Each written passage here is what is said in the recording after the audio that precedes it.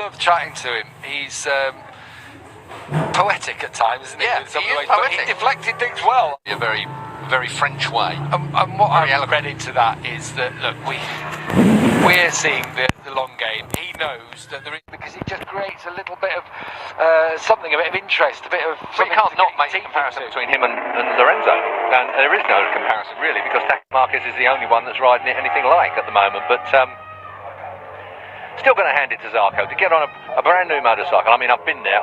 Who's ridden, lots of different motorcycles. When you get on a bike for the very first time, under that kind of pressure with your career and your life, why that would have been one of the questions, I suppose, that is unanswered at the moment. Why he decided to actually chuck the towel in with Katie. I wasn't enjoying it. So, and he would be honest, naively, a manager would have taken the black of that. Held him back, yeah, sure. exactly. But his chance to fight for next year. Yeah. And what they did was fired him. Yeah. But they have a point in their own side. I know. Well, of course they do, because they'll say, well, that evolved, didn't it? The Yamaha test came after that, and then Yamaha have turned around and said now, because he's on the Honda, that door's closed. Racciaio again in Moto2. That didn't do too badly the last time he did that, and it would then free him up to be ready for 2021. Zarco, you'd be mad not to. Yeah, I'll agree with that. And I think Lucio Cecchinello is thinking, well, Cal Crutchlow has talked about, have a look, let's have a look. And everyone has got to beat this bloke. He's just a bit good, and I saw him yesterday with a 70.8. How he's the future. Don't forget, Johan did the same. In his rookie year or in his second year, he battled Mark. He showed he was. Not a bad team, as it turned out. Sepang International Circuit, Petronas, independent M1 Yamahas of Morbidelli and Quattararo.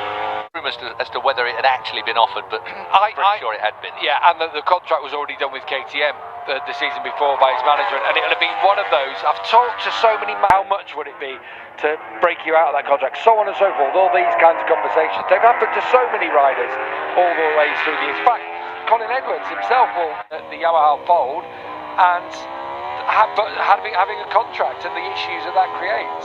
Contracts are always. But he got out of it. Yeah, the contracts are always. There was a rumour in an unhappy relationship. That's where Lorenzo and Honda is like a marriage on the rocks, isn't it? We pretty much, it's just a. Look at Zarco's time, 34. He's just. Fabio now back on with a bit of sunshine. It's blowy out there though, because I've just come walking in a moment ago 3 times, and each time you arrive there, it's different. And what Johan said there, he didn't trust the bike yet, and he's not gonna, because he had an hour and a half. Very tricky conditions here at Phillip Island. It's not raining. It's not really. You're going to laugh at me for this. Protected from the wind. It's not bad. There are very few places, by the way, that you can actually shelter from the wind. Gear. And then 120 mile an hour in ideal conditions at the apex of here, down towards the southern loop. Back to 78 from Maverick Vinales. I think you said it earlier, Keith. You have to push though to keep the heat in those tyres. Always the case at any racetrack. We've seen here. I think it tested as well. Misano's as well. Yeah. Final test for it was yesterday here for 20 minutes. Mandatory 11 laps. All these guys had to do on the new construction. Same confidence and that kind of thing. I'd like to know what the gripe might have been, because generally it seemed to go very well. I always find in tyres, across the board, tyres work for some. And the thing is, with Michelin, they've got such a great crossover between all of their compounds, but this was a construction test. Yeah. This is the way that it would feel once it's got some mileage on it, and we'll see it next year, because I think it's gone down pretty well at the tracks it's been at so far. As Maverick Vinales goes a little quicker again. I've noticed Cal Crutchlow hasn't gone back out. How that, the other thing, of course, it's in the cold and in the wind, that makes ankle. Mark's on a half decent lap. Yeah, okay. So 2 seconds off of Mark's time in the final sector over the line. I'll give you some idea of just how. Yeah, only half a second underneath his own side. Here, Casey Stoner always wanted to be out on the bike all the time, getting faster and faster and faster.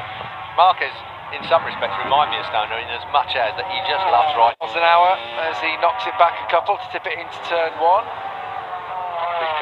front end. Valentino Rossi, yeah, he's done a few conditions around here as well. The cut-off time for to get through to Q2 directly was Alicia Spargrove's 29.7. El Diablo's M1 Yamaha over the line, Quartararo 34.8 for him. So Quartararo just is hooking underneath the thing, and the amount of weight you've got to put through the footrest to get these bikes to go where you want them to go. Just having a little look down, adjusting himself.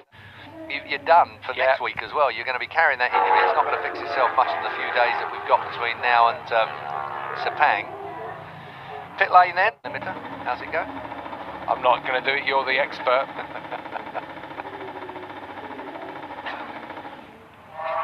Cut it. How's your livery? Mark, I think he's come in and said, Mark's come in and said, do you want to go out and do a practice start? Do you want to go out and just try this? And Mark's gone, no.